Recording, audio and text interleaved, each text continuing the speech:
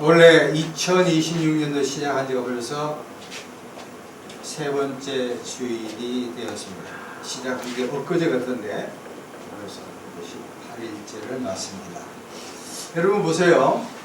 우리가 언뜻 생각하면 한국이 엄청나게 이제 발달 많이 돼 있잖아요. 발달되는데 지금 한국의 국민 생산이 3만 6천 불인데 3만 불 때가 무려 지금 10년째 박근혜 대통령 때 이후로 3만 불. 제가 싱가포르 갔는데 거기는 5만 불, 미국은 7만 불 되잖아요. 이걸 가만히 생각해보면 왜 이게 고치게 됐어요? 우리 일본을 능가했습니다. 그 이유 중에 하나가 한국교회의 성장하고 거의 비교되지 않겠느냐. 우리가 열심히 우리 교인들을 특별히 잘 믿는 분도 많이 있지만 전반적으로 세상에 말하면 엔터테인먼트, 그러니까 알라, 오락, 해외 여행 등등 해가지고 가거 같지 않아요. 금요일날 큰 게 집회에도 사람들이 많이 오지 않습니다. 그래서 우리가 잘 먹고 잘 사는 건 좋지만 우리가 등 따시고 배부르면 자칫 하나님을 잊어버릴 수가 있다. 야고보 1장 7절로는 온갖 좋은 은사와 온전한 선물이다. 위로부터 빛들의 아버지께로부터 나니. 자, 이게 뭐냐면은 우리가 열심히 노래하는 것도 중요하지만 결국 축복은 누가 줍니까? 하나님이 주는 거예요. 원래 이 새해가 시작하면서 경기 불황이고 자영업이 힘들고 지금 젊은 애들 2030에서 그냥 쉬었다. 이 그냥 쉰 게 아니야. AI 시대에 어지간한 업체들은 AI가 다 해. 피지컬 AI가 다 해서 차 조립 이런 것도 다 해. 그러니까 신규 젊은 애들을 뽑지를 않습니다. 대기업에도. 처조카애가 현대 제철에 성균관대학에 나와가지고 3, 4년 들어갔는데 그 이후가 마지막 공채예요. 물론 삼성도 공채하지만 그만큼 AI의 위력이 대단한 겁니다. 그래서 지금 70만 명이 집에서 그냥 쉬는 거예요. 쉬는 게 어플라이 지원해도 안 받아줘. 대기업에서는. 왜냐하면 한국 고용시장이 미국처럼 막 자르고 하지 않아요. 한번 들어오면 안 나가. 최근에 서울 시내 버스도 대란이 한번 일어났죠. 그것을 얻은 게 뭐냐면 결국 사용자 버스 운전사들이 65세 정년을 채우기 위해서 그걸 한 거예요. 고생 많이 했죠. 자, 그렇고. 그래서 하여튼 2026년도에 세 번째 주일을 맞이해서 하늘로부터 모든 축복을 받기를 축원합니다. 네. 자, 오늘 제목이 무엇입니까? 설교 제목이. 다 같이 읽겠습니다. 시작. 영성 회복의 길. 한 번 더. 시작. 영성 회복의 길. 한국 교회가 세계사에 보지 못할 정도로 비약적으로 성장을 참 많이 했습니다. 지금은 평양이 아쉽게도 눈물나게도 복음을 전하지 못하는 어용 기독교 교회가 있지만 한때 그 평양이 동방의 예루살렘이라 할 정도로 대단. 신학교가 지금은 뭐 군소회가 다 있지만 오직 대한민국의 신학교는 어디밖에 없어요? 평양 신학교밖에 없어요. 거기서 다 갈라져 나온 거예요. 그런데 1980년대 저희 신학 나오고 2000년대 때는 놀랍게도 침체 국면에 있습니다. 작년만 하더라도 우리나라의 불신자들이 51%고 예수 믿는 사람들 한 가운데서 그러니까 기독교, 개신교죠. 개신교가 20%, 불교가 14%, 천주교가 10%. 옛날에 천주교가 있지만 천주교가 많이 올라와요.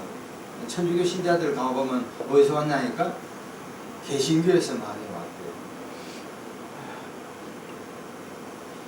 그러면 한국교회가 침체했을까? 여러분 뭐든지 병이든 뭐든 간에 원인만 잘 캐치하면 해결되는데 원인을 모르면 안 된다. 몇 가지가 있습니다. 첫 번째는 사회의 변화입니다. 사회가 급격하게 변화가 되고 있습니다. 특별히 AI 시대에는 어제 황석영 씨 아시죠? 네. 미국에 가가지고 오는 날 한국에 감옥에 있었고 고향이 이제 4살 때 만주에 태어나가지고 영등포가 자기 고향이더라고. 경북부답니다. 이 사람도 소설을 쓸 때 AI를 통해서 자기가 요렇게 하면 AI가 이렇게 요렇게 어떠냐 그 대화를 가지고 서는 거지. 할매라는 소설 나왔잖아요. 베스트셀러죠. 사회 변화가 첫 번째는 고령화요. 고령화. 작년 말로 해가지고 인구의 5분의 1이 65세인데 지난달 해가지고 21%가 65세. 전철 타면 삑 해가지고 이제 행복하세요? 65세 넘는 사람이에요. 고령화. 두 번째 도시화예요. 도시화. 시골에 가봐요. 작년 10월달인가? 시골에 가보니까 폐가가 엄청나게 많아요. 경기도도 그러나 하여튼 시골에 가면 충북 영동에도 인구 5만이 안 되면 지원이 안 되니까 군수나 도시 이제 그 사람들은 시장은 인구 5만을 유지하려고 별의별 일을 다 한 거예요. 그래서 특별히 올 6월달에 지방선거 있죠. 그러니까 막 10만원, 20만원, 30만원 현재 그 시장이나 군수들이 막 푼다니까. 인구 5만이면 지원이 잘 안 되니까. 도시화. 도시는 갈수록 좋아지고 농촌은 갈수록 약해져. 그러니까 대구, 부산에 있는 젊은 애들도 직장이 없는 게 아니라 어디 가면 전부 다 서울로 오는 거야. 서울, 인서울. 고령화 도시화. 세 번째가 반기독교 정서입니다. 그러니까 흔히 말하면 우리가 알지만 개독교를 MBC니 뭐 신문을 통해서 기사화를 시키는 거. 교회 막 비리. 오늘도 어떤 교회는 아마 교역자 사례금 때문에 약 40억을 받느냐 안 받느냐 해가지고 또 난리치기.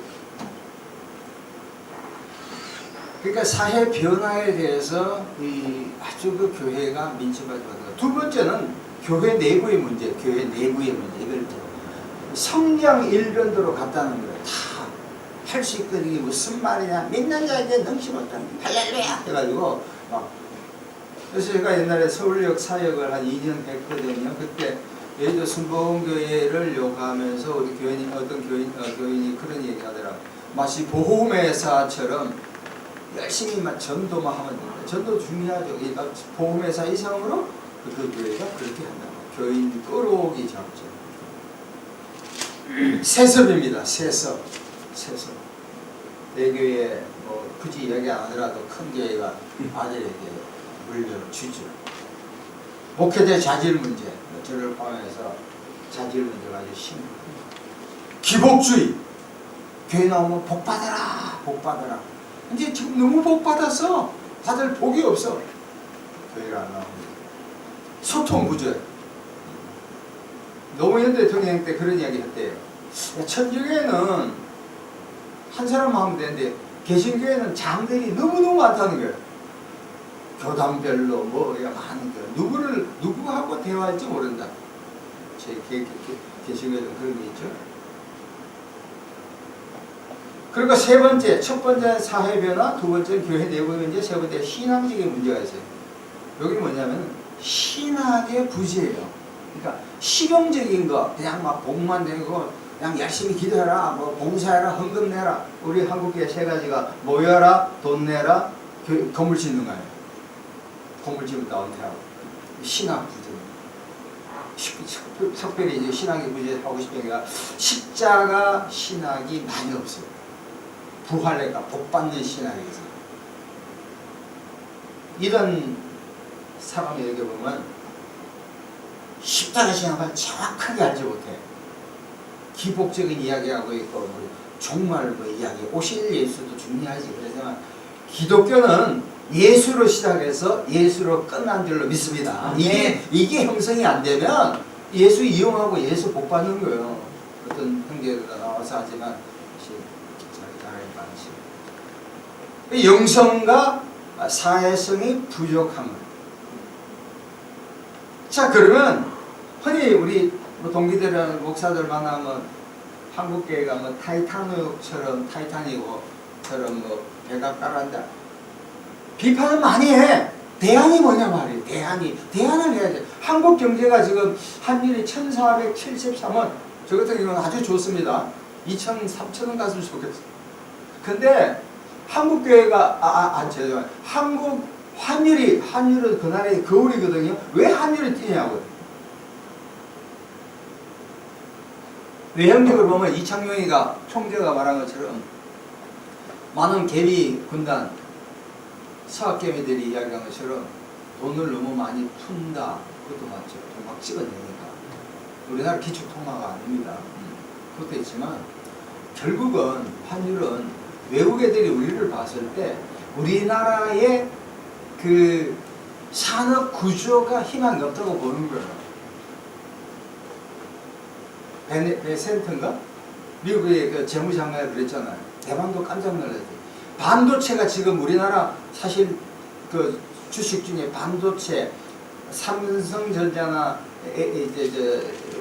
SK 거기 두 개가 외에는 다 뭐 거의 다 약보합세라고 그러는데 베센트는 이야기가 반도체 공장을 미국에 지으라는 거야. 아니면 세금을 뭐 40% 올리겠다. 완전 털 뽑지 않고 막 해오겠다는 게, 와, 이게 지금 그게 대만의 문제가 아니라 삼성의 문제가 된다. 우리나라 그 수익의 5분의 1, 4분의 1이 전부 삼성에서 세금 가지고 해외에서 나가는 돈이 가져온다.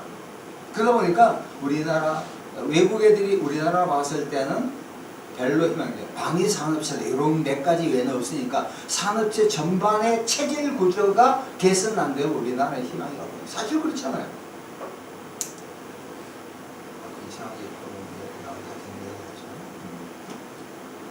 그렇다면 이 방안, 이 극복 방안이 무엇일까? 한국 경제가 체질 개선해가지고 박정희 대통령처럼 미래 AI 시대 미래 산업에 투자해서 해야 되거든요. 마찬가지로 교회가 극복 상황이 뭐냐? 그 중에 나는 본질 이야기가 뭐냐면 교회의 본질을 회복해야 돼요. 교회의 본질. 그게 뭐냐면은 따라합시다. 다시금 성경으로 돌아가자. 성경으로 돌아가자. Back to the Bible. 종교교역이 1592년대에 마르틴 루터가 성경으로 돌아가자 켈빈이 마무리 지었거든. 종교교역은 마르틴 루터가 시작해서 켈빈이 마무리 지었잖아요. 그러니까 Back to the Bible 성경으로 돌아가요. 우리가 주변에 죄송하지만 뭐 기도 많이 해서 병도 고치고 뭐 봤다 이거 다 중요해. 그것도 활력이 돼요. 그러나 기독교는 말씀의 종교고 성경을 통해서 신앙이 되어야 될 줄로 믿습니다. 장백아드 목사님이 작년에 돌아가셨잖아요. 그 삼국 사역이 전에 그 교회를 찾아가서 안수도 받고 했는데 이분은 그렇게 기독교는 우리가 착각하는 게 우리 많은 목사님들이 뭐 경험, 체험도 참 중요해요. 뜨거워. 그러나 기독교는 성경, 그러니까 기독교는 말씀이 성경이에요. 성경을 모르면 죄송하지만 설교 안 하고 성경을 안 가르치면 모이면 되죠. 코이노니아는 좋아. 말씀이 없어요. 말씀 공부 안 하면 안 돼요. 한국교회가 그런 점은 매우 취약해요. 그러니까 예수 무당 종교가 교회도 보면 제대로 십자가를 모르는 분들이 설교를 하고 계시는 거예요.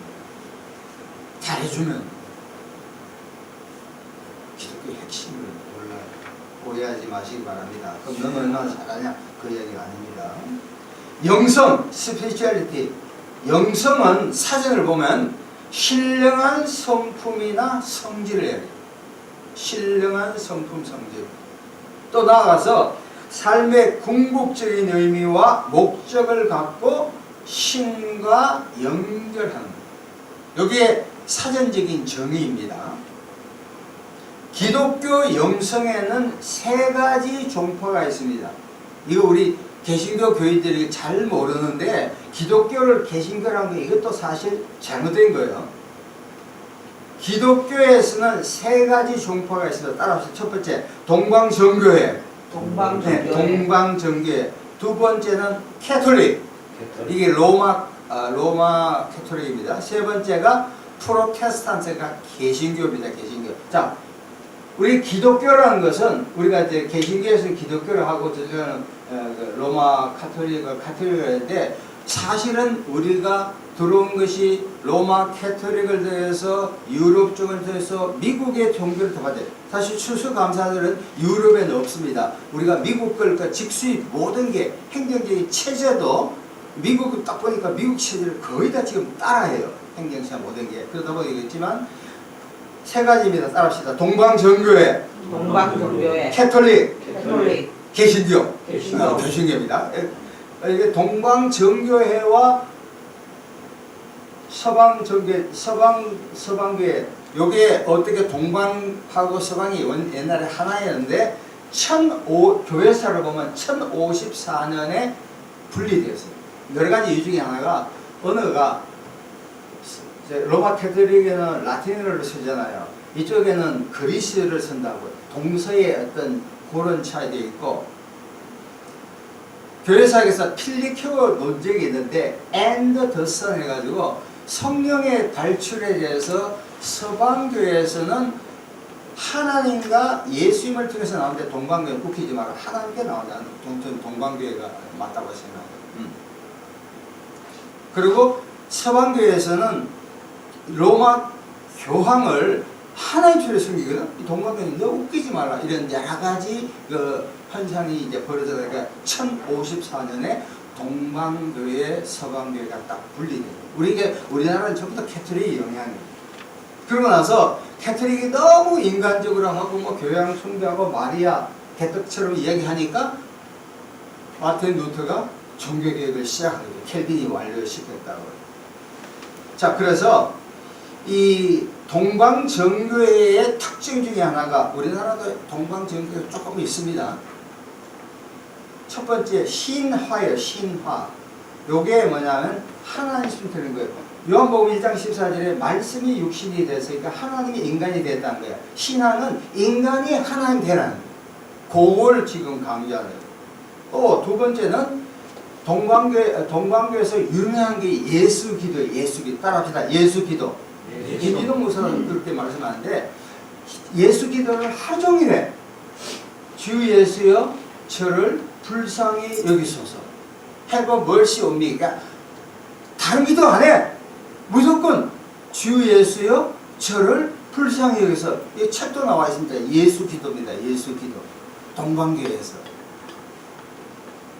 세 번째는 이코니레가 성화. 종교개혁지를 이렇게 터키나 그리스로 가보면 이 성화를 많이 봅니다. 그 성화에 대해서는 7세기, 8세기에 없애기도 했지만 하여간 성화, 거기서 이제 따라가는 거예요. 그리고 동방교회에서 가장 중요한 게 침묵이에요. 침묵. 오순절 배가 쫙 삼창하지만 침묵 기도를 많이 해요. 서서 기도를 많이 해요. 그러니까 동방정교회가 어떤 점에서는 상당히 영적이라고 볼 수가 있습니다. 두 번째 캐톨릭의 특징은 뭐냐면 이제 영성에 대한데 성체성사. 저도 명동 성당 가서 이렇게 하는 걸 한 번씩 이렇게 보는데 성체를 주잖아요. 떡을 주는 거죠. 떡과 장과 포도주를 마시잖아요. 성체를 주는 거예요. 걔들이 성체 미사 7단계에 대한 걸 하죠. 그리고 이분들은 미사 참례가 미사는 예배 명동성대에 가면 미사 드리는 걸 굉장히 포커스를 해요. 그리고 묵주기도 이게 캐톨릭 교인들 보면 이 가족하고 이렇게 합니다. 묵주기도.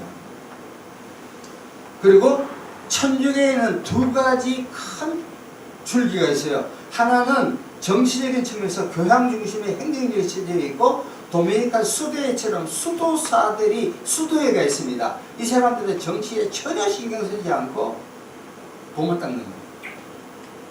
얘들아 토마스의 캠퍼스, 그러니까 Imitation of the Christ, 이건 아주 걸작 중에 하나예요. 꼭 아마 찾아서 읽으시고 그리스도를 본받아 평생 젊을 때 수도사에 가서 평생을 거기서 하는 토마스 캠퍼스, 세계 우리 기독교의 3대 도전 중에 하나입니다. 자, 그러면 동방정교회 캐톨릭이 있지만 개신교의 특징이 뭐냐? 우리 개신교잖아요. 첫 번째가 성경이에요. 기도가 아니요. 첫 번째 성경. 두 번째는 예배 드리는 거예요. 예배. 세 번째는 개인의 신앙의 체험입니다. 세 가지. 첫 번째가 뭐죠? 성경. 두 번째는 예배 드리는 거. 세 번째 개인의 신앙의 체험. 이 세 가지가 역동성 있게 교단마다 특징이 있습니다. 자, 그래서 오늘 본문 봅니다. 마가복음 1장 35절 다시 한번 읽겠습니다. 새벽 아직도 밝기 전에 예수께서 일어나다가 한적한 곳으로 가서 거기서 기도하세요. 자, 여러분 집중하세요. 아까 잠매가드 그 얘기했구나. 잠매가드가 지은 책이 엄청나게 많아. 그 중에서 하나가 예수가 전부 답이란 거예요. 그러니까 우리가 동방정교회도 보고 로마 캐톨릭도 보고 개신교도 있고 다 체험도 중요하고 다 중요하지만 우리 그리스도인들은 히브리서 12장 2절에 믿음의 주요 온전케 하신 누구요? 예수 그리스도예요. 미안합니다. 하나님도 두 번째요. 성령님도 오순절, 저도 오순절 했기 때문에 알죠. 오순절도 뜨거움도 있지만 우리 기독교의 시작과 마침은 누구요? 예수 그리스도야. 아멘. 목사 입에서 예수 그리스도 안 나오면 사고랍니다. 모르는 거예요. 내가 체험을 했는데 내가 꿈에 어떻고 나를 통해서 병고침했다 하면 자기 자랑하는 그런 교회가 많아요. 한국의 총신 교회사 전공했던 사람이 그런 얘기예요. 미국의 스트레이트에서 박사 받고 한때 일산에서 목회를 했는데 잘 안 되더래. 교수 타입하고 목사 타입이 틀리죠. 그때 자기가 고백하더라고요. 자랑한 거. 장로교 신학, 교수 한 거, 박사학위 딴 거. 자기는 예수 안 전하고 뭐 전했다? 그게 딴 거. 깨닫는 것도 기적입니다. 또 모르고 하는 사람들 많아. 자, 그러면 그리스도인의 신앙생활의 가장 기본적인 두 가지는 따라합시다. 성경과 기도입니다. 시작. 성경과 기도. 성경과 기도. 그런데 성경에만 치우치면 자칫하면 율법주의를 봐요. 레갈리즘에 빠져요. 6.25 때 예수 믿는 두 병사가 있었어요. 빵이 조금밖에 없었어요. 빵을 딱 가지고 있으니까 다른 예수 믿는 사람이 어떻게 했냐면 성경에 말하기는 내 이웃을 사랑하라 했다. 그러니까 빵을 갖고 있는 사람이 또 성경 말씀을 가지고 성경에 말하면 내 이웃의 것을 탐하지 말라고 했느니라. 무슨 이야기요? 성경 갖고 논쟁한다니까. 교회도 봐요. 목사와 장로, 목사끼리 다툴 때 조금 배운 사람은 뭘 인용해요? 성경 구절을 가지고 이야기해. 사실 성경 구절은 그 구절에 많은 거지 문맥을 무시하고 말한 게 많아요. 본문은 그 이야기 안 하는데. 예를 들어가 너희가 두세 사람 중에 나도 함께 한다는 이야기는 뭐냐면은 교회에서 어떤 사람이 문제를 일으켰을 때 그거이지. 물론 넓게는 볼 수 있지만 정확한 구절은 그 의미예요. 예를 들어 우리가 말하는 로고스를 얘기하자. 요한복음 1장에 거기는 말씀이 육신이라는 그 로고스지 다른 데는 아니에요. 요한복음에서만 1장에만 로고스가 나오는데 예수하면 다 로고스는 아니지. 본편마다 다 틀려요. 자, 반면에 우리가 성경만 읽으면 율법주의에 빠지고 기도만 하면은 어디에 빠져요? 신비주의에 빠져요. 하루에 10시간, 12시간 하면 환상을 받고 꿈을 통해서 음성을 들었다. 짜릿하지.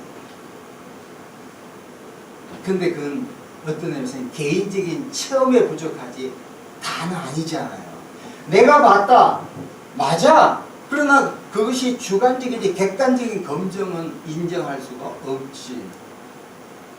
그런 면에서 양자, 말씀과 기도, 기도와 말씀 상호 균형 있는 신앙이 올바른 신앙인 줄로 믿습니다. 네. 자, 그래서 오늘 강조하고 싶은 것이 마가복음 1장 35절인데 딱 한마디로 경건의 시간을 갖는 것. 따라합시다. 경건의 시간을 갖자. 시작. 경건의 시간을 갖자. 이 quiet time, 홀로 있는 시간인데 1882년에 영국 유명한 캠브리지 대학에서 후퍼와 손턴이라는 이 두 사람 학생이 너무너무 분주한데 공부하기도 하고 그랬는데 그때 D.L. 무디는 안수 안 받았습니다. 그래도 이제 목회자 D.L. 무디가 영국을 방문해서 큰 부흥의 역사가 일어났어요.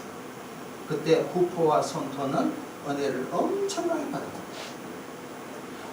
그리고 그분들이 결제한 게 뭐냐면 우리가 바쁜 가운데 하루에 한 10분 정도 성경 구절을 가지고 그 말씀에 입각하여 기도를 하자. 말씀과 기도, 여기 딱 맞아요.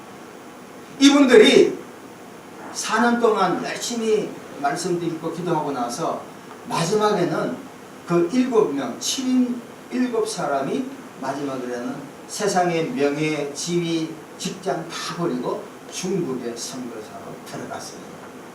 이것이 quiet time, 경건의 시간이라고 합니다. 그래서 이 사람들이 중국에 가면서 구호를 외쳤어요.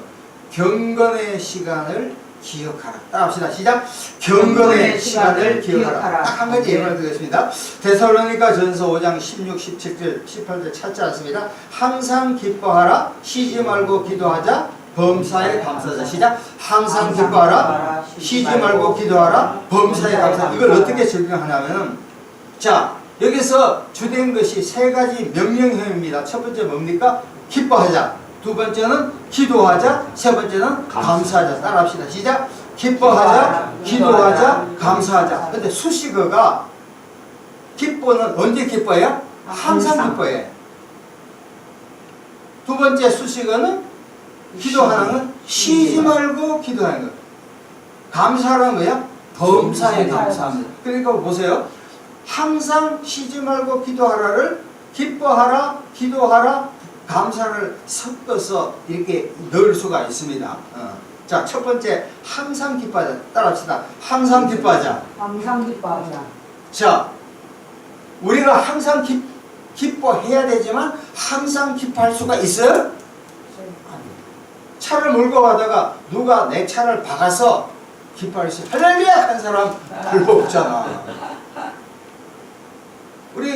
우리 교인간에 신실한 분이 있어요. 이빨을 이제 최근이어서 한 6, 7개월 동안 있으면 밥 먹을 때마다 다른 사람들 막 갈비가 나오고 스시가 나오는데 씹고 싶은데 이빨이 없어요. 못 씹잖아. 근데 항상 기뻐할 수요? 아니라고. 죽을 맛이지. 보세요. 환경적으로는 기뻐할 수가 없어. 그런데 하나님의 약속의 말씀에 기뻐하라면 기뻐해야 돼요. 기뻐할 수.